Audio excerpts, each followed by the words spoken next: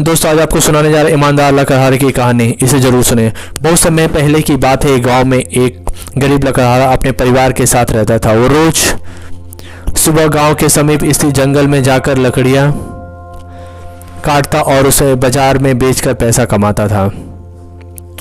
इस तरह उसकी और उसके परिवार का गुजर बसर चल रही थी। एक दिन वह जंगल में नदी के किनारे लगे एक पेड़ की लकड़ियां काट रहा था। अचानक उसकी कुल्हाड़ी उसके हाथ से छूटकर नदी में जा गिरी। नदी गहरी थी जिसमें उतरकर कुल्हाड़ी निकाल पाना लकड़हारे के लिए संभव नहीं था। लकड़हारे के पास एक ही कुल्हाड़ी थी। उस कुल्हाड़ी के नदी में गिर जाने से वह परेशान हो गया और वो सोचने लगा कि अब वह अपनी जीविका कैसे चलाएगा। उसके पास जीविका चलाने का कोई और साधन नहीं था। वह दुखी होकर नदी के किनारे खड़ा हो गया और भगवान से प्रार्थना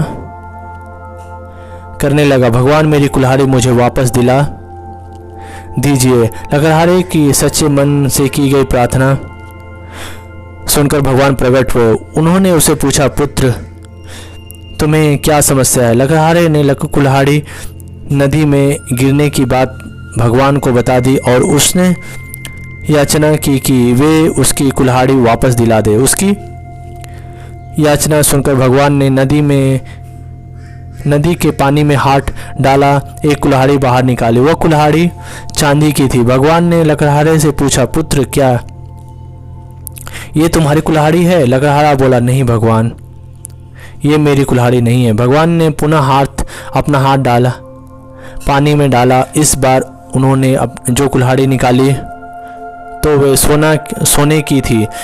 उन्होंने लकड़हारे से पूछा, पुत्र क्या ये तुम्हारी कुल्हाड़ी है? लकड़हारा बोला, नहीं भगवान, ये मेरी कुल्हाड़ी नहीं है।